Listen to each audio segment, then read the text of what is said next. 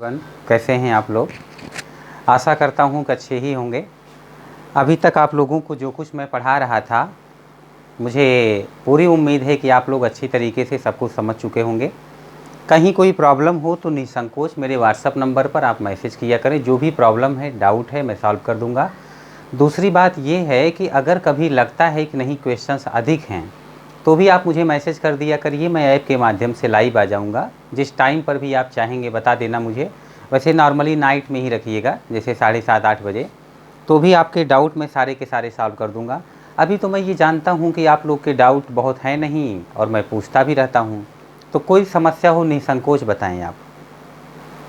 1 घंटे का वीडियो जा रहा है। अगर आपको लगता है कि सर टाइमिंग थोड़ा और बढ़ा दी जाए तो भी मुझे बताइएगा, मैं टाइमिंग भी बढ़ा दूंगा। वैसे मुझे लगता है 1 घंटे बोलते बोलते मेरा और सुनते सुनते आपका, क्योंकि इधर उधर की बातें हो नहीं सकती, गंभीर तरीके से ही पढ़ाता हूँ मैं, तो मुझे लगता है सफिशिएंट हो जाता है। फिर भी कोई भी ज़रूरत हो, कोई भी सुझाव हो तो स्वागत है। आप लोग पढ़े लिखे लोग हैं और हम लोग स्टूडेंट्स पर फोकस करते हुए स्टूडेंट्स की डिमांड के हिसाब से ही पढ़ाते हैं। हमारा अपना तरीका नहीं है। जो तरीका बच्चों को पसंद आ जाए वही अपना तरीका है, और वही हम लोग फॉलो करते हैं। तो देखिए, मैं आपको बता रहा था कि सल्तनत काल कैसे कैसे स्थापित हुआ, कैसे आगे बढ़ा और कैसे उसका पतन हो गया। आप तो जानते हैं, पतन तो सबका निश्चित होता है। जो उठता है वो गिरता भी है। सबका आदि है तो अंत भी है। ऐसा सबके साथ होता है। कल को भाजपा पार्टी कुछ नहीं थी, कांग्रेस के सामने आज बहुत कुछ है। कल को कांग्रेस पार्टी बहुत कुछ थी, पर आज ना के बराबर है। तो वक्त है, सबका आता भी है और सबका जाता भी है। सल्तनत काल में एक से बढ़कर एक धुरंधर हुए, बड़े शक्तिशाली हुए। लेकिन एक वक्त ऐसा आया कि सल्तनत काल के शासक कमज़ोर पड़ने लगे, और कुछ लोग जो है अफ़गानिस्तान की तरफ से आकर भारत में नए नए लोग जो थे वो लूट मचाने लग गए, जैसे तैमूर लंग जैसे लोग। इस तरीके से सल्तनत काल कमज़ोर पड़ गया। मैंने सल्तनत काल समाप्त किया कि बाबर आ जाएगा, मुग़ल काल शुरू होगा। और उसी समय मैंने आपको भारत में सूफ़ी क्या था, सूफ़ी संत कौन कौन से थे, भारत में विजयनगर साम्राज्य क्या था, उसके बारे में बहुत कुछ बताया। अब क्योंकि बहुत डिटेल से, तो मैं कुछ भी ऐसा नहीं बता रहा जो आपके काम का नहीं है। जो आपके काम का है, बड़ा महत्वपूर्ण है, वही बता रहा हूँ। अब मैं मुग़ल काल शुरू करने चल रहा हूँ, लेकिन मुग़ल काल शुरू करने से पहले मैं एक बार आपको भारत की कंडीशन बताना चाहता हूँ। वैसे ज़्यादातर तो कंडीशन आप भारत की समझ चुके हैं। ज़्यादातर जो है भारत की दशा आपको पता है। आप अपने सामने देख रहे हैं कि किस तरीके से कल को जो मोहम्मद बिन तुगलक जैसे लोगों ने सल्तनत काल में लगभग पूरा भारत कंट्रोल करके रखा था, आज वही भारत टुकड़ों में बट गया था। जिन तुगलकों के हाथ में लगभग पूरा भारत था, लास्ट तुगलक किंग के पास सिर्फ दिल्ली से पालम तक का एरिया था, यानी दिल्ली से दिल्ली। तो पूरा भारत टूट चुका था। छोटे छोटे शासक थे जो शासन करते थे। कुछ राज्यों का नाम तो मैं चर्चा कर चुका हूँ, जैसे कि साउथ में विजयनगर बना, जैसे कि साउथ में बहमनी बना। बहमनी टूटा तो बीजापुर, बीदर, बरार, गोलकुंडा, अहमदनगर बना। ऐसे कुछ स्टेट तो मैंने साउथ के बता दिए छोटे छोटे। विजयनगर तो डिटेल से बता दिया। बहमनी के जो छोटे छोटे राज्य थे उनके बारे में भी कुछ विशेषताएं मैं चर्चा कर दूंगा। इसके अलावा उत्तर भारत में भी एक समय मुस्लिम शासकों का था कब्जा, लेकिन फिर धीरे धीरे करके उत्तर भारत में भी छोटे छोटे कई राज्य स्थापित हो गए, जहां पर स्वतंत्र शासक शासन करने लगे। वो दिल्ली के कंट्रोल में नहीं थे, स्वतंत्र थे। और ऐसे में जब बाबर भारत आएगा तो उसके सामने भारत में छोटे छोटे कई स्वतंत्र राजा होंगे, और जब स्वतंत्र राजा होंगे, छोटे छोटे होंगे, अलग होंगे, तो छोटे छोटे टुकड़ों में बटे हुए इन राजाओं को हराना वैसे ही आसान था जैसे एक समय मोहम्मद गोरी ने छोटे छोटे राजाओं को हराया था। कभी पाकिस्तान के किंग को हरा दिया, कभी राजस्थान दिल्ली के शासक पृथ्वीराज चौहान को हरा दिया, कभी यूपी में जयचंद को हरा दिया, कभी मोहम्मद गोरी के लोग पहुंच गए बंगाल में लक्ष्मण सेन को हरा दिया। तो पूरे छोटे छोटे राजाओं को हराना अलग अलग आसान काम था। पर पूरे भारत का एक राजा होता, जैसे अलाउद्दीन खिलजी लगभग पूरा भारत का राजा था, मोहम्मद बिन तुगलक के पास लगभग पूरा हिंदुस्तान था, तो आप इनको नहीं हरा सकते। दुनिया की कोई ताकत नहीं हरा सकती थी। भारत टुकड़ों में बटा हो, भारत हार जाएगा। तो यदि मैं बात करूं इस समय क्या पढ़ाने चल रहा हूं, तो मैं ये पढ़ाने चल रहा हूं बाबर के आक्रमण के समय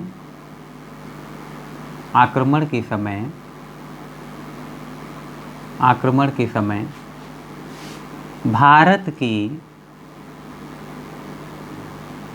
राजनीतिक दशा, या ऐसे कहूँ कि पॉलिटिकल कंडीशन ऑफ इंडिया, आप ब्रैकेट में लिख लेना, व्हेन बाबर अटैक्ड इंडिया। जब बाबर ने भारत पर आक्रमण किया उस समय भारत की राजनीतिक दशा क्या थी, उस समय के जो प्रांत थे या राज्य थे वो कौन कौन से थे। तो मैं आपको कुछ इस तरीके से चर्चा करूंगा। सबसे पहले उत्तर भारत, नॉर्थ इंडिया में सबसे पहले मैं उत्तर भारत की चर्चा करता हूँ। तो जैसे जो उत्तर भारत है इसमें सबसे उत्तर का अपना स्टेट है कश्मीर। अब बहुत सारे शासक हैं, मैं बहुत डिटेल से नहीं जाऊँगा, बहुत महत्वपूर्ण पॉइंट ही बताऊँगा। कश्मीर का एक शासक था सिकंदर, बड़ा ही कट्टर था। इसको लगता था कि कश्मीर से सारे लोग भाग जाओ या तो मुस्लिम बन जाओ। हिंदुओं को बहुत टॉर्चर किया था वहाँ पर। और यही सिकंदर हैं जिसके समय में तैमूर लंग ने भारत पर आक्रमण किया। उस समय सिकंदर का ही शासन था भारत पर। बहुत समय बाद जम्मू कश्मीर में ये शासक हैं जम्मू कश्मीर के, और एक शासक बना जैनुल आबदीन। ये बड़ा उदारवादी था। कहते हैं कि इसने जम्मू कश्मीर में जजिया कर की समाप्ति की, गौ हत्या पर प्रतिबंध लगा दिया और हिंदुओं के लिए बड़ी उदारता बरता इसने। और यही वजह है कि जैनुल आबदीन को कश्मीर का अकबर कहते हैं, इसे कश्मीर का अकबर कहते हैं। इस तरीके से जम्मू कश्मीर जो कि एक अलग भाग में टूट चुका था, दिल्ली के कंट्रोल में नहीं था, ये छोटा स्टेट है। दो यहाँ के महत्वपूर्ण शासक हैं, मैंने चर्चा कर दी। जम्मू कश्मीर से थोड़ा सा नीचे आइए आप, राजस्थान की तरफ बात करते हैं। तो राजस्थान का एक राज्य है मेवाड़।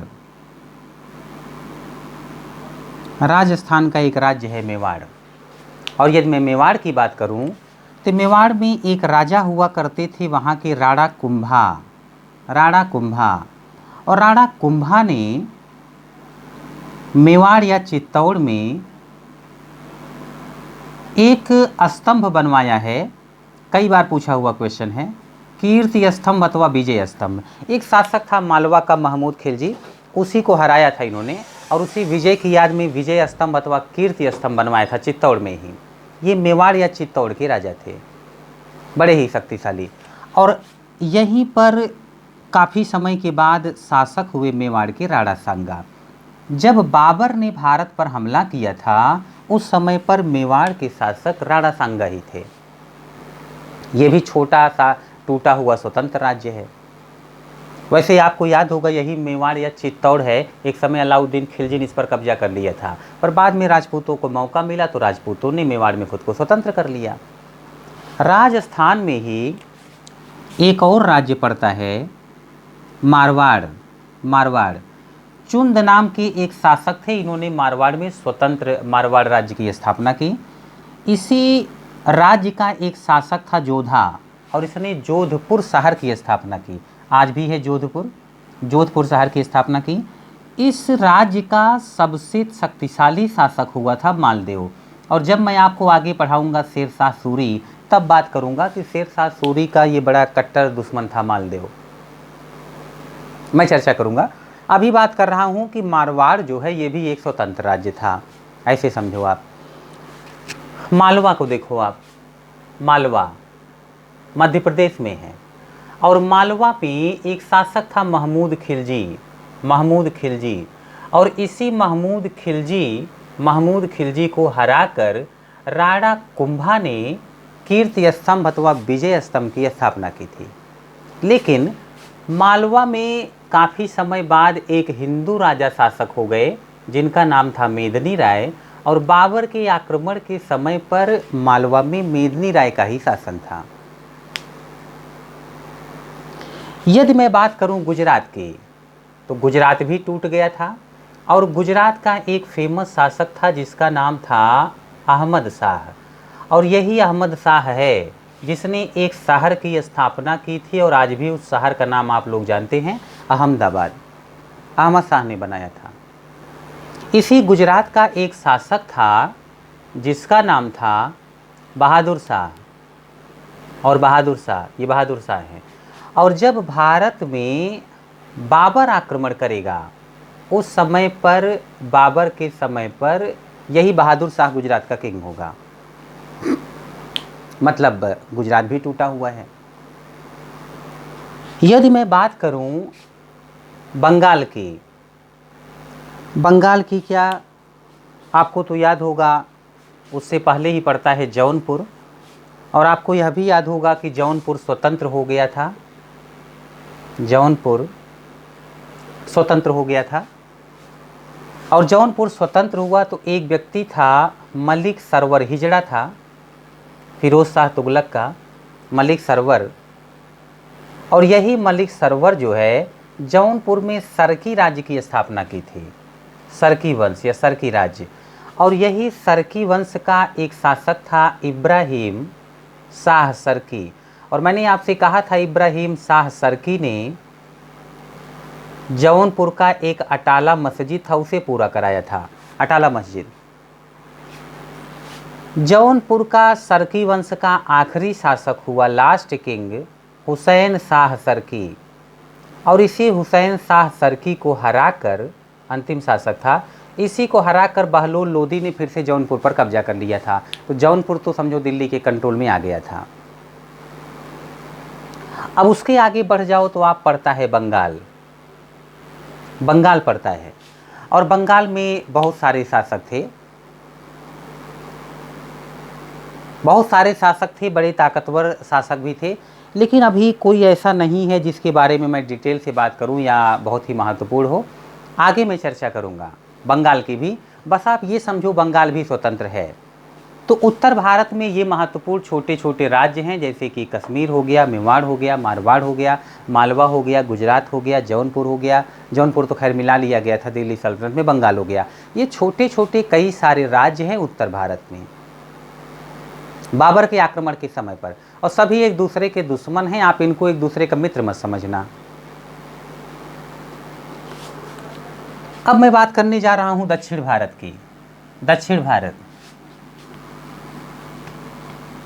दक्षिण भारत,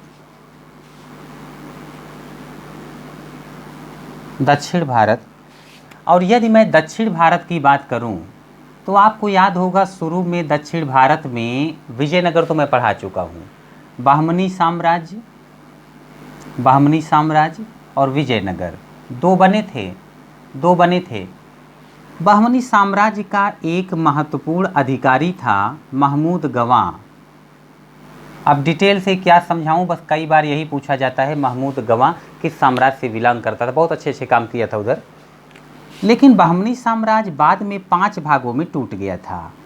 एक का नाम है बीजापुर, मैं लिखवा चुका हूँ, आदिल शाही वंश था यहाँ पर। और बीजापुर का एक शासक था इब्राहिम आदिल शाह द्वितीय, इब्राहिम आदिल शाह द्वितीय। और यह ऐसा व्यक्ति है जिसने जगत गुरु की उपाधि ली, जगत गुरु, या इसे अमला बाबा कहा जाता था। हिंदू धर्म के प्रति बहुत झुकाव रखता था ये। इसने एक किताब लिखी है, किताब का नाम है किताब-ए-नौरस, नौरस हिंदी में है ये हिंदी की किताब है। तो इब्राहिम आदिल शाह बड़ा मशहूर है, जगत गुरु कहा जाता था। और इसी बीजापुर का एक शासक था मोहम्मद आदिल शाह, और इसी का मकबरा है, इसी की कब्र जो दुनिया का सबसे बड़ा गोल गुंबद कहा जाता है, बीजापुर में अवस्थित है। गोल गुंबद बीजापुर का सबसे बड़ा गोल गुंबद है वो। तो ये तो रहा बीजापुर, ये भी स्वतंत्र था। गोलकुंडा को देख लो, गोलकुंडा, यहाँ का एक शासक था मोहम्मद कुली, और यही मोहम्मद कुली हैं जो हैदराबाद शहर की स्थापना करते हैं, आज भी है हैदराबाद। तो गोलकुंडा भी स्वतंत्र था।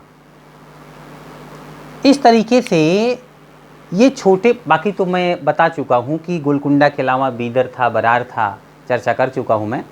अभी ये तो कुछ राज्यों का और उनके महत्वपूर्ण राजाओं का नाम मैंने बता दिया। जैसे पूछा जाता है कि बीजापुर का गोल गुम्बद जो है वो किसकी कब्र है, हैदराबाद शहर की स्थापना किसने की थी, उसके बाद जगत गुरु किस मुस्लिम शासक को कहा जाता था। कुछ इस तरीके के क्वेश्चन आपसे पूछे जाते हैं।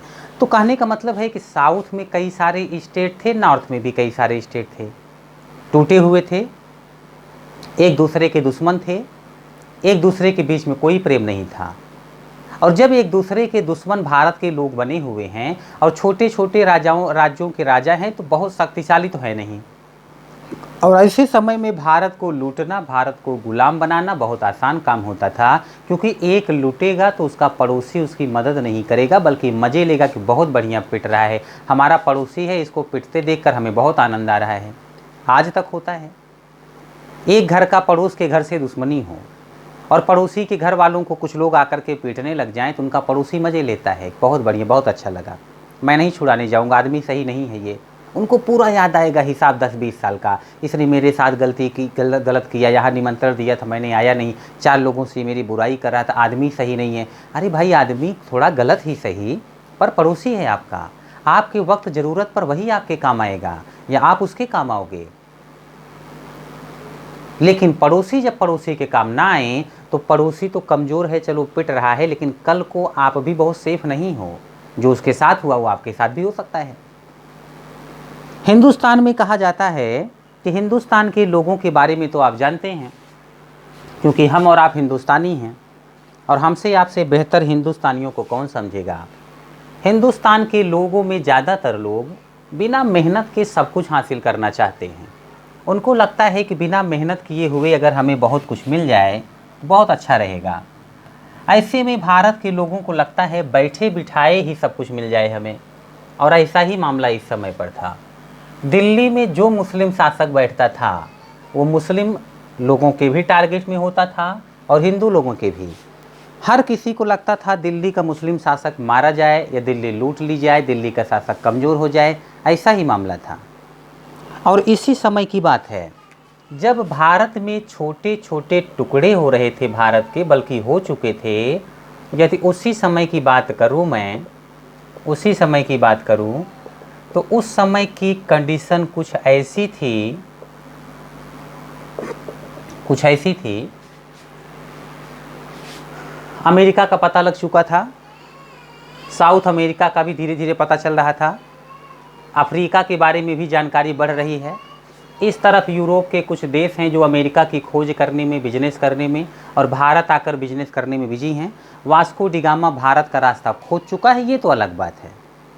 यहाँ के मुस्लिम शासक यूरोप से भारत रास्ता आता था, जो मुस्लिम शासक बीच में पड़ते थे वो भी रास्ता रोक चुके थे। ऐसी ही सीन थी। और ऐसे में यहाँ पर कई सारे छोटे छोटे मुस्लिम शासक थे जो आपस में भी लड़ रहे थे। और इसी समय की बात है, मैं एक व्यक्ति की चर्चा करने जा रहा हूँ जिसका नाम है बाबर। समय है 1526 से 1530 ईस्वी। दरअसल मैं अब आपको पढ़ाने जा रहा हूँ मुग़ल काल, मुग़ल पीरियड, मुग़ल काल। समय है 1520 टू 1707। सल्तनत काल में आपने कई राजवंशों को पढ़ा, पर मुग़ल काल में एक ही वंश पढ़ना है, और वह वंश है मुग़ल वंश। ये अकेला भारी पड़ा, मुग़ल वंश 1526 से लेकर के 1707 ईस्वी तक। और इस मुग़ल वंश का जो संस्थापक था, यानी कि फाउंडर, वो है बाबर। आपको मैं बाबर का थोड़ा सा परिचय दे देता हूँ। बाबर का जन्म 14 फरवरी 1483 ईस्वी, यानी वैलेंटाइन डे के दिन, फरगना फोर्ट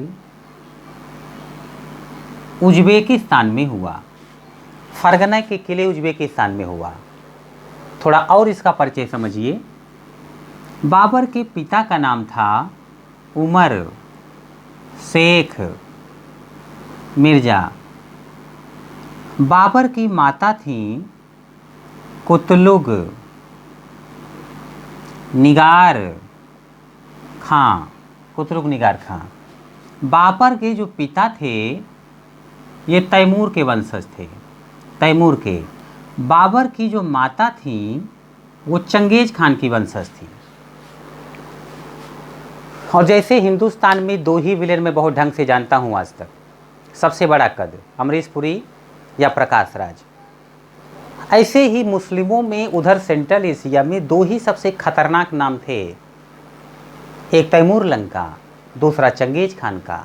बहुत मारा पीटा, बहुत लूटपाट मचाई इन लोगों ने, और इन दोनों लोगों का वंशज है मिला जुला करके। यानी दो खतरनाक परिवारों के बीच में शादी हुई है। तैमूर का परिवार का लड़का है उमर शेख मिर्ज़ा, चंगेज खान के परिवार की लड़की है कुतलुग निगार खान। दोनों से शादी हो गई और दोनों से जो बच्चा होगा वो कितना खतरनाक होगा आप कल्पना करिए। उसी का नाम है बाबर। तैमूर की तरफ से 5th जनरेशन 5वीं पीढ़ी और चंगेज की तरफ से 14वीं पीढ़ी 14th जनरेशन है बाबर। ये 14वीं पीढ़ी था। इस तरीके से बाबर नाम का व्यक्ति था बड़ा खतरनाक। बहुत अधिक उम्र नहीं थी इसकी। 1494 ईस्वी में जब यह 11 वर्ष का था तो इसके पिता की डेथ हो गई। कबूतरों की उड़ान का आनंद ले रहे थे, बगल में दीवार थी, दीवार गिरी और कबूतर तो उड़े ही, साथ में इनके पिताजी के प्राण भी उड़ गए। 11 वर्ष का यह बच्चा किंग बना और जैसे ही किंग बना बहुत सारे लोग इसकी जान के दुश्मन बन गए। वहाँ के जो मुस्लिम शासक थे मध्य एशिया साइड के, उसमें से ज़्यादातर गरीब और पिछड़े थे। एक दूसरे को लूटना, एक दूसरे को मारना, यही सब उनकी पॉलिसी थी। उनकी लाइफ में सुकून था नहीं, दूसरों का भी सुकून छीने बिजी थे। बाबर के ऊपर कईयों ने हमला कर दिया। कई तो बाबर के रिलेटिव थे, रिश्तेदार। बाबर ने लोगों से कहलवाया कि भाई एक काम करो, हमें मारो मत, बहुत करो, हमारा राज्य ले लो, पर किसी न किसी को ऑफिसर की तरह ही रखोगे तो शासन करने के लिए। भाई हमारे रिश्तेदार हो, आपके भी छोटे छोटे राज्य हैं, तो एक काम करो, हमें ही ऑफिसर की तरह रख दो। पर रिश्तेदारों ने इनकी बात नहीं मानी, तो बाबर भी लड़ने का ठान लिया और लड़ते लड़ते इतना लड़ा कि सारे विरोधी पीछे हट गए, इसको जीत नहीं पाए। तो 11 साल का बच्चा, कॉन्फिडेंस बढ़ गया, इसका कॉन्फिडेंस बहुत बढ़ गया। और आज के बाद इस बच्चे ने इस समय पर बाबर की जो राजधानी थी तैमूर लंग के ज़माने से, वो समरकंद थी, एक जगह थी उधर समरकंद। और बाबर ने समरकंद जो है वो इसके हाथ से निकल गया था, दुश्मनों ने कब्जा कर लिया था। तो बाबर ने समरकंद को प्राप्त करने के लिए कई बार हमला किया। इसके दुश्मनों ने समरकंद पर कब्जा कर रखा था। तैमूर लंग के ज़माने से समरकंद बाबर के पूर्वजों का था। दुश्मनों ने समरकंद पर कब्जा किया तो बाबर को लगा समरकंद छुड़ाते हैं। अब इसने 1494 ईस्वी में समरकंद पर हमला किया, 1497 ईस्वी में समरकंद पर हमला किया, 1501 ईस्वी में समरकंद पर हमला किया, 1513 ईस्वी में समरकंद पर हमला किया। पर कुछ किस्मत ऐसी थी कि बार बार यह व्यक्ति हारता था। एक उज्बेक होते हैं, उज्बेक जैसे तुर्क हैं, जैसे बाबर, मैंने कहा था कि बाबर जो है ये चगताई तुर्क था, इल्तुतमिश इलबारी तुर्क था, गयासुद्दीन तुगलक करौना तुर्क था। ऐसे ही वहाँ पर एक अलग से मुस्लिम हैं उज्बेक, और उज्बेक का एक शासक था सैबानी खां, उज्बेकों का। और ये सैबानी खान बार बार बाबर को हराता रहा। बाबर जितनी बार लड़ता हारता था, हारता हारता थक गया। और जब हारता हारता थक गया, वैसे निराश होने वाला व्यक्ति नहीं था ये, इसने प्रयास करना हमेशा जारी रखा। कई बार तो ऐसा होता था इसके दुश्मन इसको हरा करके भगा देते। ये भूखों मरता था, इसके पास खाने पीने भर कर नहीं होता था, गांव गांव जा करके लोगों के यहाँ मांग करके खाता था। ऐसे समझो आप, भिखारियों वाली हालत थी। फिर क्या करता, 2-4-10 लोगों को लूटता, फिर से सेना बनाता, सेना बना करके फिर से अटैक करता कहीं ना कहीं। ऐसा ही चल रहा था। तो एक बार क्या हुआ कि एक गांव के मुखिया के यहाँ बाबा ठहरा हुआ था। मुखिया की माता जी थी, उनकी उम्र थी 111 साल। इतने उम्र का व्यक्ति, पुरुष हो या महिला, जब किसी को कुछ बताता है पुरानी बातें, लोग बड़े ध्यान से सुनते हैं। आज भी देखिए, आप लोगों को पढ़ाने के लिए बहुत बोलता हूँ मैं, पर गांव में जाता हूँ तो बुजुर्गों के पास बैठ करके शांति से सुनना पसंद करता हूँ कि कुछ रोचक बातें बताएंगे। यद्यपि हमारे बुजुर्ग ऐसे ऐसे इतिहास की कहानियाँ बताते हैं जो सत्यता से बहुत दूर हो जाती हैं, और अगर सही है भी तो किताबों में नहीं मिलता वैसे, लेकिन सुनने में बड़ा आनंद आता है। इतिहास को जितना रोचक तरीके से भारतीय बुजुर्ग बताते हैं उतना तो हम लोग आज तक नहीं बता सकते, क्योंकि हमें तो जो लिखा हुआ है उस पर डिपेंड रहना है। बुजुर्गों को लिखे हुए से कोई मतलब नहीं, वो अपनी तरफ से भी कुछ मिर्च मसाला लगा देंगे। बुढ़िया माता ने बाबर से कहा कि बेटा यहाँ क्यों लड़ रहे हो, ये भूखे लोग हैं, आप इनसे अगर रोटी छीनना चाहो तो खुद ये भूखे हैं, कई दिन बाद तो रोटी पाते हैं, वो तो जान की बाजी लगा देंगे, पर रोटी आप नहीं छीन पाओगे इनसे। एक जगह चले जाओ, आपके पूर्वज भी गए थे वहाँ तैमूरलंग, वहाँ के लोग धनी बहुत हैं और ज़्यादा लड़ने झगड़ने में इंटरेस्ट नहीं रखते। यदि वहाँ चले जाओ तो वहाँ लड़ना भी, जीतना भी और सुखी रहना भी बहुत आसान होगा। आप समझ रहे हैं बुढ़िया माता का संकेत कहाँ है? और बाबर समझ गया कि जाना कहाँ है। आज के बाद से बाबर नाम के इस व्यक्ति ने इंडिया पर अटैक करने का सोच लिया, भारत पर हमला करने का सोचा। आप लोगों ने काबुल का नाम सुना होगा, काबुल। बाबर ने काबुल पर कब्जा कर लिया था और 1507 ईस्वी में बाबर ने खुद को सुल्तान ना घोषित करके, सुल्तान तो खैर खलीफा देते थे टाइटल, बाबर ने खुद को बादशाह घोषित कर लिया था। ये खुद को बादशाह कहता था। तो ये बाबर बादशाह महोदय, जो सिर्फ नाम के ही बादशाह थे, इन्होंने भारत पर हमला किया। सबसे पहले 1519 ईस्वी में अटैक किया। पाकिस्तान में 2 जगह पड़ती है, बाजौर और भेरा, यहाँ पर अटैक किया। और सबसे पहले इन्होंने बाजौर और भेरा आक्रमण के समय भारत में आर्टिलरी यानी कि तोप का प्रयोग किया। उत्तर भारत में पहली बार तोप का प्रयोग है ये, और दक्षिण भारत में तो खैर विजयनगर बहमनी वाले तोप का प्रयोग करते थे, पर उत्तर भारत में पहली बार तोप का प्रयोग है। पर महत्वपूर्ण ज़्यादा तोप का प्रयोग इसने पानीपत के मैदान में किया था। इसीलिए कई बार पूछा हुआ क्वेश्चन है कि बाबर ने पहली बार तोप का प्रयोग किस युद्ध में किया, तो ये वाला युद्ध ना दे करके पानीपत देते हैं। बाजौर भेरा पर आक्रमण किया। 1519 की ही बात है, इसने अटैक किया पेशावर पर। 1520 की बात है, इसने अटैक किया सैयदपुर और सियालकोट, पंजाब में पड़ता था ये सियालकोट। 1524 में इसने अटैक किया लाहौर पर, लाहौर और दीपालपुर, लाहौर और दीपालपुर। इस तरह से बाबर हिंदुस्तान पर 4 बार आक्रमण कर चुका था और पाकिस्तान साइड पर उधर हमला बोलता था। और इसी समय की बात है, दिल्ली में इब्राहिम लोदी का शासन था। इधर बात करूं यदि मैं, तो राजस्थान में मेवाड़ और चित्तौड़ में अलग अलग शासक थे। जैसे कि मेवाड़, अच्छा मेवाड़ चित्तौड़ तो एक ही है, वो एक ही साम्राज्य के अंतर्गत आता। जोधपुर, ये मारवाड़ अलग था। तो मेवाड़ में इस समय राणा सांगा थे, मेवाड़ में इस समय राणा सांगा थे। यदि मैं मेवाड़ की बात करूं, मेवाड़ की बात करूं तो इस समय राणा सांगा थे। राणा सांगा। इधर यदि मैं बात करूं, यहाँ पर ये दिल्ली के आसपास ही बात कर रहा हूँ मैं, मध्य प्रदेश में मालवा में, तो यहाँ के शासक थे मेदिनी राय। मेदिनी राय। यदि मैं यहाँ पर बात करूं बिहार में तो बिहार के शासक हुआ करते थे महमूद लोदी। बाकी बंगाल में अलग राजा है, उसके बाद गुजरात में अलग राजा है, साउथ में बीजापुर, बीदर, बरार, गोलकुंडा, अहमदनगर, विजयनगर, सब में अलग अलग शासक थे। इस समय साउथ में पुर्तगाली भी आ चुके थे, वो भी अपना टैलेंट दिखा रहे थे, गोवा वगैरह का एरिया कब्जा कर रहे थे। तो भारत में इस समय तलवारी कुछ ज़्यादा ही चल रही थी।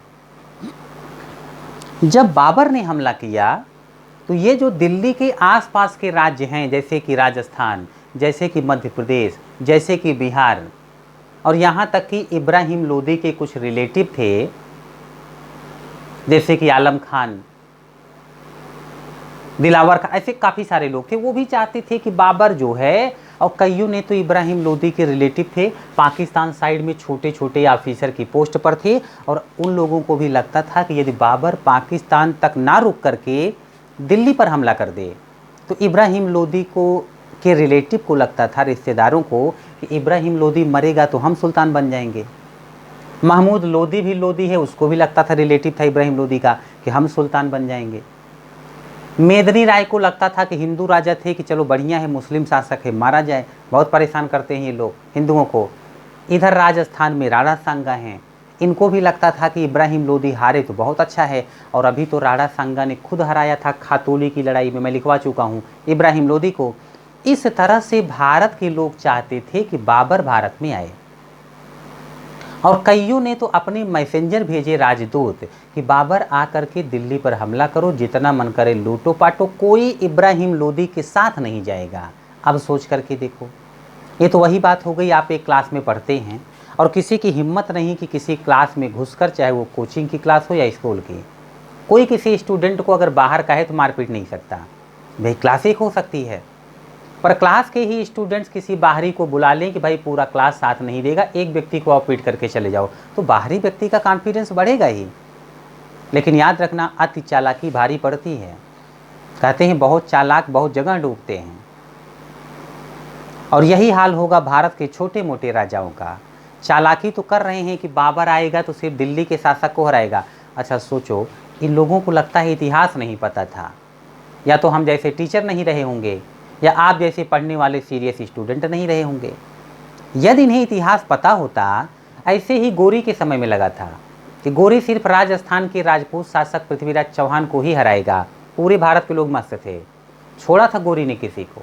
या गोरी के मरने के बाद जो लोग बचे थे उनको गोरी के लोगों ने छोड़ दिया क्या? हिंदुस्तान में ये बड़ी समस्या चल रही थी, लोग समझ नहीं पाते थे, अपनी ही गलती से हारता था हिंदुस्तान, और अपने लोगों की गद्दारी से। हुआ क्या कि इस समय पर बाबर को इनवाइट कर दिया गया, बाबर निकल भी पड़ा आक्रमण करने के लिए। और बाबर जिस समय पर निकला है दिल्ली के शासक इब्राहिम लोदी को हराने के लिए, मैं आपसे बार बार बता चुका हूँ कि वैसे तो बाबर को अफ़गानिस्तान से पाकिस्तान में घुसने ही नहीं देना चाहिए था, अपने देश का बॉर्डर वहाँ तक था। लेकिन पाकिस्तान में दुश्मन अगर घुस भी गया तो उसको जो बलबन लोगों ने किला बनवाया था, लाहौर, दीपालपुर, मुल्तान, ये सब, उसको वहाँ रोक देते दुश्मन को। पर क्या रोकते, आप देख रहे हैं लाहौर तक तो अटैक कर ही चुका है बाबर। इसका मतलब इब्राहिम लोदी वहाँ भी नहीं रोक पाया, बाबर आगे बढ़ गया। अब या तो बाबर दिल्ली में घुस जाए, दिल्ली लूटे, और इब्राहिम लोदी बाबर से दिल्ली में लड़े, पर अपने ही राज्य में लड़ना सेफ नहीं माना जाता, राज्य से बाहर लड़ा जाता है ताकि राज्य भी सेफ रहे, दुश्मन को भी भगा दो आप। तो जब इब्राहिम लोदी को पता चला कि बाबर दिल्ली पहुंचने वाला है, तो इब्राहिम लोदी भी दिल्ली से सेना लेकर दिल्ली के बाहर निकला। हरियाणा राज्य पड़ता है, और हरियाणा के एक राज्य पानीपत में दोनों सेनाएं आमने सामने हो गईं। 21 अप्रैल 1526 ईस्वी की बात है। बाबर की सेना, इब्राहिम लोदी की सेना, दोनों आमने सामने। वैसे जब भारत में मुस्लिम शासक आते थे तो बड़े चालाक होते थे, बहुत तेज होते थे, लेकिन भारत में जब रहने लगते थे तो पता नहीं क्या हवा लगती थी कि सुस्त हो जाते थे। ये वही भारतीयों की गलतियां फॉलो करने लगते थे जिन गलतियों से स्वयं भारतीय हिंदू राजा हारते थे। अब जैसे देखो, इब्राहिम लोदी अपने साथ लेके गया था हाथी, और बहुत पहले से भारत में हाथी की सेना लड़ने जाती थी। आप तो जानते हैं हाथी की चाल बहुत धीमी होती है। इब्राहिम लोदी ने सबसे पहले हाथी खड़े किए थे आगे कि दौड़वा करके बाबर की सेना को कुचलवा दूंगा। इधर बाबर लेके आया था छोटे छोटे तोप। इधर से हाथी दौड़ा, इधर से तोप का गोला चला। तो हाथी है, कोई सनी देओल तो है नहीं कि तोप के गोले आ रहे हैं तब भी बिना डरे भागेगा गोलों की तरफ। हाथी गोलों की तरफ नहीं भागे, उल्टा भाग गए और अपनी ही सेना को हाथियों ने कुचल दिया। बाबर की बेहतरीन लड़ने की प्लानिंग, जिसे कहते थे तुलगमा पद्धति, मतलब ऐसे तोप रखी हुई है, इसको ऐसे रोका गया है और यहाँ पर सेना होती थी, तेजी के साथ निकल करके सामने जाती, पीछे से सेना घूम करके जाती और अपने दुश्मनों को बीच में घेर कर मार दो। कम सेना है फिर भी बेहतरीन प्लानिंग करके दुश्मन पर भारी पड़ जाओ, इसे कहते थे तुलगमा पद्धति अथवा उस्मानी पद्धति। तोप का प्रयोग, तोप और बंदूक का प्रयोग, यही सब जो है बाबर के जीतने के कारण बने। बाबर के तोपखाना विभाग के दो प्रमुख थे इस समय पर, एक का नाम था उस्ताद अली और दूसरे का नाम था मुस्तफ़ा। बाबर पानीपत की लड़ाई जीत गया, दिल्ली पहुंचा। अमीर थी दिल्ली, बहुत पैसा था यहाँ पर। अलाउद्दीन खिलजी जैसे लोगों ने लूट करके खजाना रखा था, तो बहुत पैसा होता था इधर। बाबर ने पानीपत का युद्ध जीतने के बाद एक सेंटेंस बोला था कि दोस्तों अब हमारे भाग्य में गरीबी नहीं रही। आप समझ सकते हैं क्यों बोला। दूसरा सेंटेंस क्या इसने बोला या क्या किया इसने दूसरा कार्य, तो यहाँ से चांदी के सिक्के लेकर के काबुल निवासियों को बंटवाया, जहाँ से आया है ये, और इतना खुश हुआ, इतना चांदी का सिक्का बंटवाया कि इसको कलंदर कहा गया। इसको एक टाइटल मिला कलंदर। बहुत खुश होकर के बहुत पैसा लुटा रहा था, इसको कलंदर घोषित किया गया।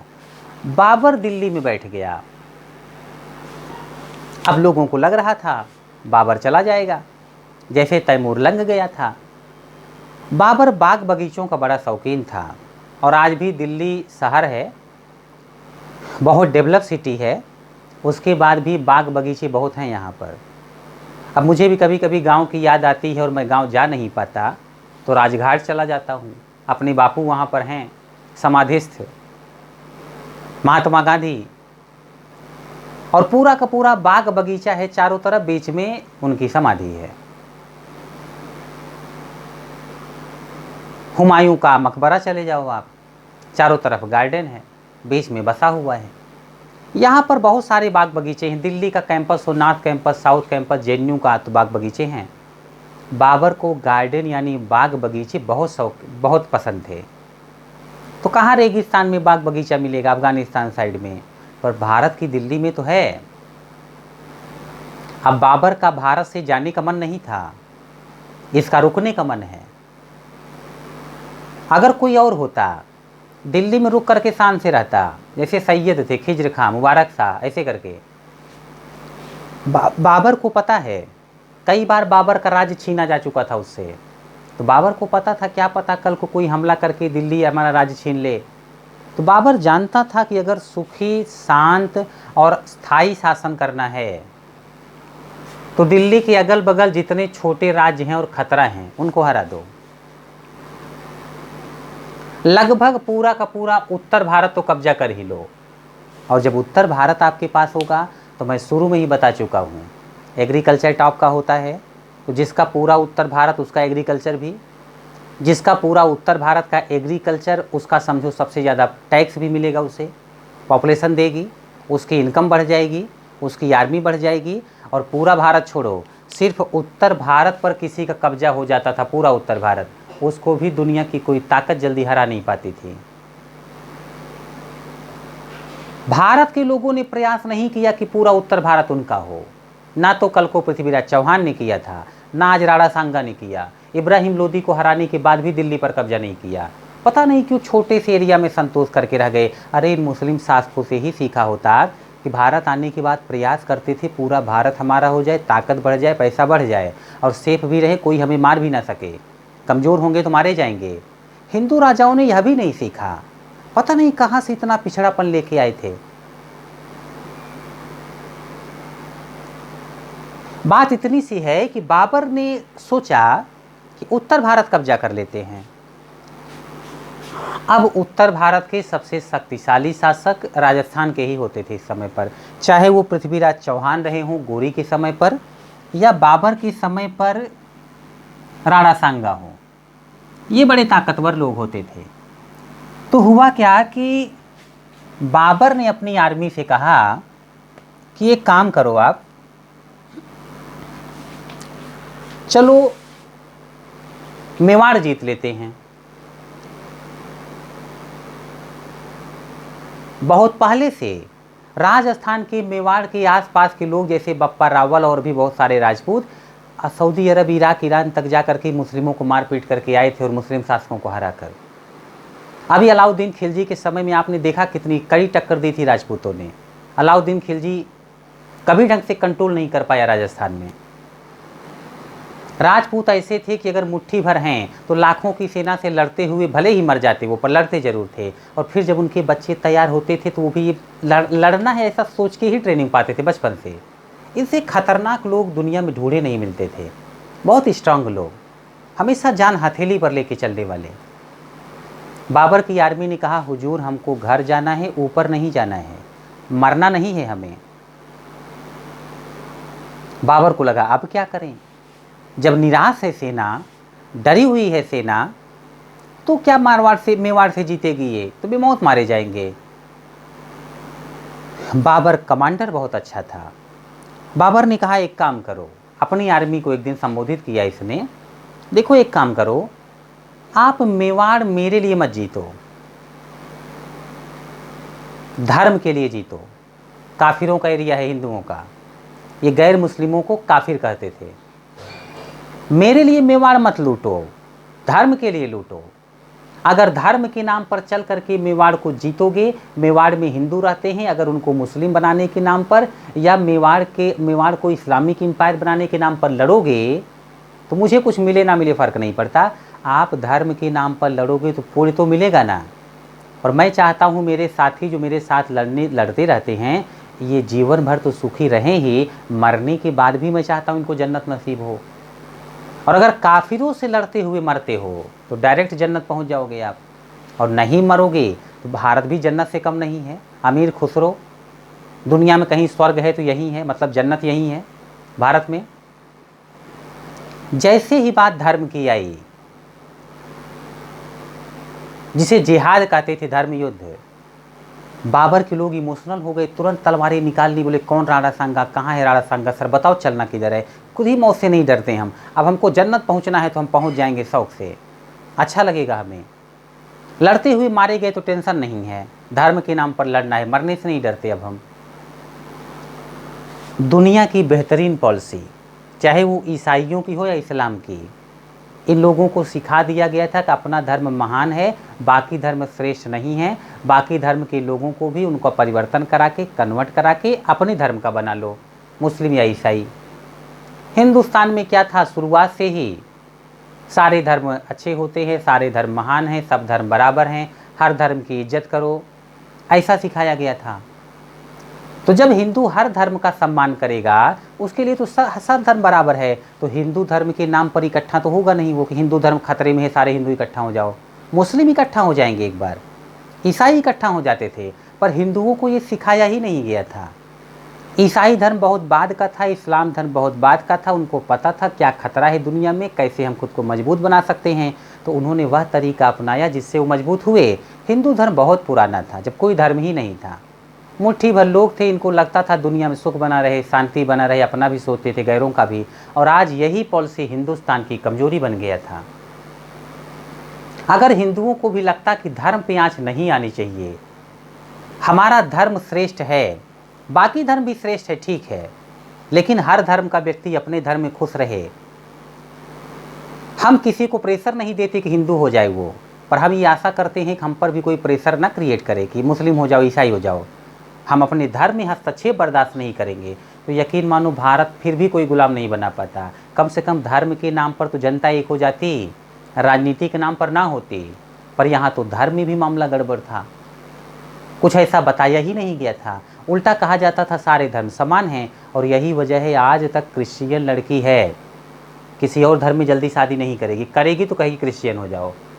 मुस्लिम लड़की है किसी और धर्म में जल्दी शादी नहीं करेगी, पर हिंदू लड़की है सारे धर्म समान हैं, कहीं से ऑफर आ गया, अगर उसे पसंद आया वहाँ कर बैठती है शादी के लिए। और याद रखना, बहुत पुरानी पॉलिसी है दुनिया की, आज तक काम करती है। किसी भी धर्म की महिला से शादी करो, फिर उसके बाद धीरे धीरे करके उसे अपने धर्म में लाओ, फिर जो भी बाल बच्चे होंगे और भी करीबी होंगे उनको भी बनाओ अपने धर्म में, कन्वर्ट करा दो। ये बड़ी पुरानी पॉलिसी है। जब मैं आपको मॉडर्न हिस्ट्री पढ़ाऊँगा तब ये बातें बहुत डिटेल से समझाऊँगा। अभी तो मार काट ही चल रहा है तो ज़्यादा दिमाग लगाने वाली बातें नहीं करूँगा मैं। हुआ क्या कि इस तरीके से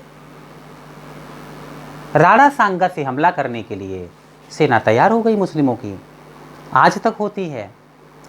मरने से डर तो सबको लगता है, पर उन आतंकवादियों को मरने से डर नहीं लगता जिनको सिखाया जाता है कि जिहाद के नाम पे जाओ भारत, बम ब्लास्ट करो, धर्म के नाम पर मर जाओगे तो जन्नत पहुंच जाओगे। तो आतंकवादियों को पता है कि भारत जैसे विशाल देश में मरना तय है, बहुत शक्तिशाली देश है, जाएंगे बम ब्लास्ट करेंगे मारे जाएंगे, पर उनको मरना नहीं दिखता, उनको जन्नत दिखती है कि मरेंगे तो सीधा जन्नत पहुंच जाएंगे।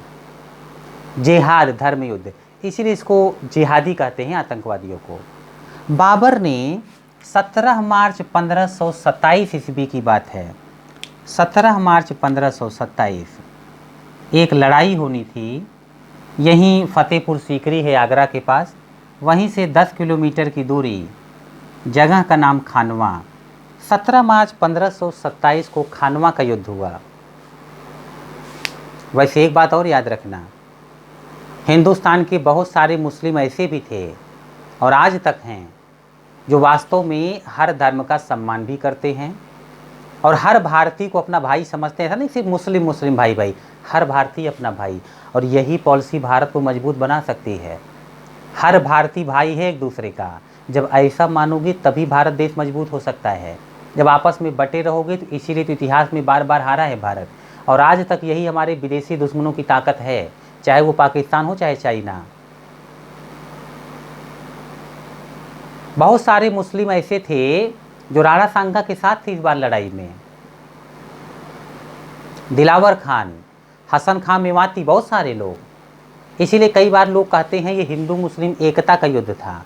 बाबर के खिलाफ खड़े हैं, पर कोई बात नहीं, बाबर ने जिहाद का नारा दिया है और जो मुस्लिम धर्म के नाम पर अभी धर्मांध हैं उनको कुछ नहीं दिख रहा, सिर्फ मरना मारना या जन्नत दिख रहा है, वो खतरनाक थे। और इस खानवा की लड़ाई में जिहाद के नाम पर राणा सांगा को हराकर बाबर ने असंभव को संभव कर दिया, इम्पॉसिबल को पॉसिबल कर दिया।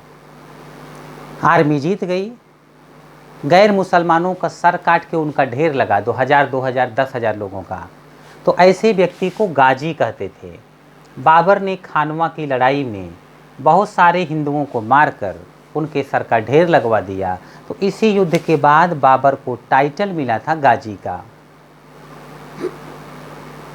बाबर जीत गया, बाबर उत्साहित था। कोई और होता तो एंजॉय करता विजय का, पर बाबर को पता है कि जब तक ताकतवर नहीं हो जाओगे ऐसे विजय का कोई मतलब नहीं होता। बाबर ने आर्मी वालों से फिर कहा कि भाई अभी शांति से मत बैठो, हमने बहुत साथियों को जन्नत भेज दिया है। जो मरा खानवा में वो जन्नत गया, मुस्लिम जो बचे हैं मैं चाहता हूँ उनको भी जन्नत नसीब हो। अभी बैठो मत, फिर चलो कहीं मैं जिहाद का नारा देता हूँ, लड़ते हैं। आर्मी उत्साह में थी, तुरंत अटैक कर दिया मध्य प्रदेश पर मेदिनी राय के खिलाफ। और 28 अथवा 29 जनवरी 1528 को लड़ाई हुई चंदेरी की मध्य प्रदेश में, और इस लड़ाई में हार गए मेदिनी राय। अब सामने है मुस्लिम शासक और मुस्लिम मुस्लिम के खिलाफ जिहाद का नारा नहीं दे सकता। बाबर ने अपने लोगों से कहा, भाई छोटा सा राज्य और बचा है, हमारे लिए चल के विजय हासिल कर लो। बाबर की आर्मी उत्साहित थी। बाबर के लोगों ने कहा, भाई निराश मत हो, जब इतना कर ही दिया है आपके लिए, धर्म के लिए, छोटा सा एरिया है, चलते हैं। बाबर के लोग पहुँचे। 6 मई 1529 को लड़ाई हुई, घाघरा की लड़ाई बिहार में। और घाघरा की लड़ाई में महमूद लोदी हार गया और अब उत्तर भारत का ज़्यादातर एरिया हो गया बाबर का। और सोच करके देखो, आज तक इतनी तेज़ी से पूरा का पूरा उत्तर भारत जीत पाया था कोई? वो भी बिना हारे बाबर ने जीता। आज के बाद बाबर ने जीता और जैसे पूरा एरिया जीता, मैं आपसे कह चुका हूँ, छोटे छोटे राज्यों में अपने अपने सिक्के चलाते थे राजा लोग अलग अलग। जब कोई एक पूरे एरिया पर शासन करेगा, उसका अपना सिक्का चाहिए। बाबर ने तुरंत 2 सिक्का भारत में जारी किया, एक शाहरुख खान के नाम पर, दूसरा अपने नाम पर, शाहरुखी और बाबरी। बाबर ने भारत में रहकर अपनी आत्मकथा लिखी थी, तुजुके बाबरी, तुर्की भाषा में, तुजुके बाबरी, तुजुके बाबरी, ये तुर्की भाषा में लिखी थी और ये तुर्की भाषा में थी। इस किताब का इंग्लिश में अनुवाद किया था एक मैडम थी वेबरिज, फारसी में अनुवाद किया था एक व्यक्ति था जिसका नाम था अब्दुल रहीम खाना। आगे आप नाम सुनेंगे, खाना। बड़ी महत्वपूर्ण किताब है ये। और इसी किताब में बाबर ने चर्चा किया है साउथ में विजयनगर के शासक कृष्णदेव राय का, मेवाड़ के शासक राणा सांगा का, बहुत कुछ चर्चा किया इस किताब में। बाबर ने और एक किताब लिखी है, दीवान, और एक किताब लिखी है रिसाल ए उसज अथवा खत ए बाबरी अथवा खत ए बाबरी, ये भी किताब लिखी है। कई सारी किताबें लिखा, बड़ा विद्वान माना जाता था। बाबर नाम का यह जो व्यक्ति है, जब इसको लगा कि अब चैन और सुकून से बैठने के दिन आ गए, तो इसे पता नहीं था कि भारत के लोग जब किसी का कुछ नहीं कर पाते तो बद्दुआ देते हैं और बड़ा असर होता है बद्दुआओं का। सोचिए कितनी बद्दुआ पाया होगा ये इंसान कि यहीं आगरा में बैठे बैठे बीमार पड़ गया। कैपिटल आगरा ही थी, आगरा में ही था ये, आगरा में बैठे बैठे बीमार पड़ा और मर गया।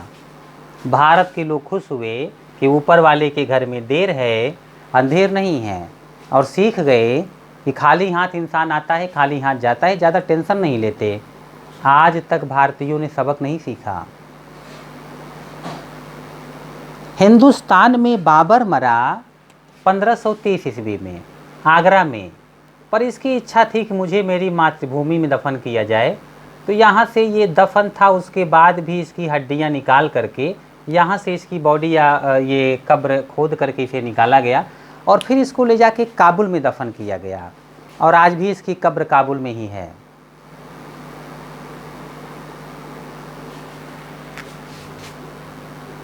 ये जो बाबर हैं,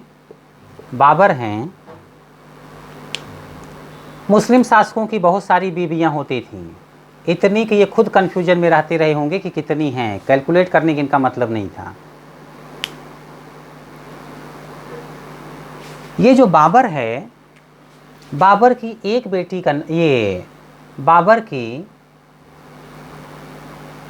वाइफ, पत्नी, बाबर की पत्नी, एक पत्नी का नाम था माहम सुल्ताना, और इससे एक पुत्र हुआ था बेटा हुमायूं। दूसरी पत्नी का नाम था गुलरुख बेगम। तीसरी पत्नी का नाम था दिलदार बेगम। नाम से इमोशनल मत होइएगा, नाम तो बहुत प्यारे प्यारे हैं, दिलदार बेगम। तो माहम सुल्ताना से हुआ हुमायूं। गुलरुख बेगम से 2 हुए, कामरान और अस्करी। कामरान के पास था काबुल और कंधार। दरअसल क्या है कि बाबर मरने से पहले अपनी सारी प्रॉपर्टी अपने बच्चों में बांट दिया था। तो कामरान के पास काबुल कंधार का एरिया था, अस्करी के पास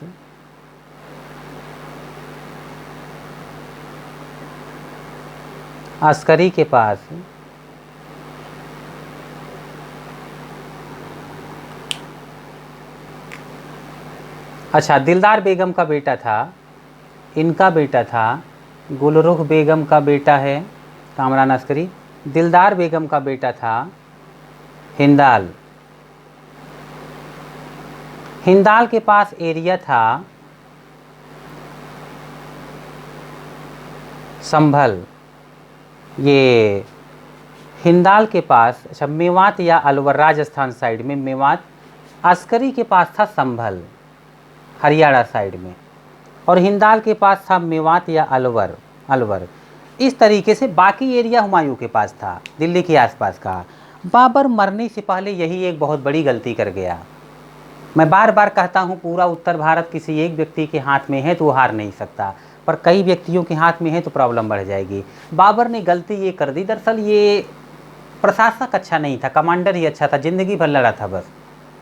पूरा साम्राज्य 4 बेटों में बांट दिया तो चारों कमज़ोर हो गए, एक दूसरे के जान के दुश्मन बन गए, और इन्हीं बातों का फ़ायदा उठाकर थोड़े ही समय में, जो समय आएगा, बाबर का एक सामान्य सा सिपाही बाबर का एरिया ही कैप्चर कर लेगा। उसका नाम होगा शेरशाह सूरी। बाबर के बेटे हुमायूं को भारत से भगा देगा। इस तरीके से बाबर जो है भारत में मर गया। अच्छा, बाबर का जो पूरा नाम है जहीरुद्दीन मोहम्मद बाबर, इसका पूरा नाम यही था। इसने एक अलग शैली में कविताएं भी लिखी हैं, जैसे कि बहुत सारी रचना की, मुबैयान शैली। इस तरीके से बाबर के बारे में ये कुछ महत्वपूर्ण पॉइंट हैं, जहाँ से आपसे बहुत सारे क्वेश्चन पूछे जाते हैं। मैं आपको बता दूं क्या क्या महत्वपूर्ण पॉइंट बन सकते हैं जो आज मैंने आपको पढ़ाया। आपसे यदि पूछा जाए जम्मू कश्मीर का कौन सा शासक था जिसे कश्मीर का अकबर कहते थे, तो जैनुलाब्दीन। कौन सा बीजापुर का शासक था जिसे जगत गुरु कहते थे, इब्राहिम आदिल शाह द्वितीय। गोल गुंबद कहाँ है, बीजापुर में। वहाँ कौन दफन है बीजापुर का शासक, मोहम्मद आदिल शाह। गुजरात के अहमदनगर शहर की स्थापना किसने की, तो अहमद शाह ने। हैदराबाद किसने बसाया था, मोहम्मद अली ने। कौन से मेवाड़ के शासक ने कीर्ति स्तंभ या विजय स्तंभ बनवाया था, राणा कुंभा ने। बाबर भारत पर आक्रमण करने से पहले या पानीपत के युद्ध से पहले भारत पर कितनी बार हमला कर चुका था, 4 बार। बाबर का कौन सा राजधानी था अफगानिस्तान साइड में जो वो जीत नहीं पाया लास्ट तक, समरकंद। किस उज्बेक शासक ने बाबर को कई बार हराया था, शैबानी खान। सर्वप्रथम सुल्तान की उपाधि ना लेकर के खुद को बादशाह घोषित किसने किया या बादशाह घोषित किसने किया, बाबर ने। बाबर का पूरा नाम क्या था, जहीरुद्दीन मोहम्मद बाबर। कौन सा तुर्क था ये, चगताई तुर्क था। बाबर ने पहली बार किस युद्ध में तोप का प्रयोग किया, तो बाजौर भेरा में। अगर बाजौर भेरा ऑप्शन में ना हो तो पानीपत में। तोपखाना विभाग का प्रमुख कौन था, तो उस्ताद अली और मुस्तफ़ा। बाबर की क्या युद्ध नीति थी जिससे पानीपत में जीता था वो, तो तुलगमा युद्ध नीति। आपसे यदि पूछा जाए कि बताइए जो बाबर था उसने किस युद्ध में पहली बार भारत में जिहाद का नारा दिया, खानवा। पहली बार गाजी की उपाधि किस युद्ध के बाद ली, खानवा। किस युद्ध के बाद बाबर को कलंदर कहा गया था, पानीपत का युद्ध। बाबर मेदिनी राय को कहाँ हराया था, चंदेरी के युद्ध में। महमूद लोदी को कहाँ हराया था, घाघरा के युद्ध में। बाबर ने भारत में कौन से सिक्के जारी किए थे, शाहरुखी और बाबरी। तुजू के बाबरी नाम की किताब जो बाबर ने लिखी वो क्या है वास्तव में, तो ऑटोबायोग्राफी है, आत्मकथा। तुजू के बाबरी किस भाषा में थी, तुर्की। तुजू के बाबरी का इंग्लिश में ट्रांसलेशन किसने किया, मैडम वेबरिज। फारसी में किसने ट्रांसलेशन किया, अब्दुल रहीम खाने खाना। दीवान नाम की पुस्तक किसने लिखी? बाबर ने। रिसाले उसज या खते बाबरी किसकी रचना है? बाबर की। बाग बगीचों का शौकीन कौन था? बाबर। बाबर भारत में मरा कहाँ था? आगरा। बाबर की कब्र कहाँ है? काबुल। बाबर का बड़ा बेटा था हुमायूं। आपसे पूछा जाए हुमायूं की माँ का क्या नाम था जो बाबर की पत्नी थी? माहम सुल्ताना। बाबर के कुल कितने बेटे हैं जिनका उल्लेख है इतिहास में? तो 4 बेटे हैं, हुमायूं, कामरान, अस्करी और हिंदाल। इस तरह से बाबर के 4 बेटे हो गए। तो आपसे इस तरह से कई सारे क्वेश्चन यहाँ पर बाबर से पूछे जाते हैं। आज की क्लास में इतना ही, बहुत अधिक फैक्ट हो गए यहाँ पर। नेक्स्ट लेक्चर में फिर इससे आगे बात करूँगा। धन्यवाद।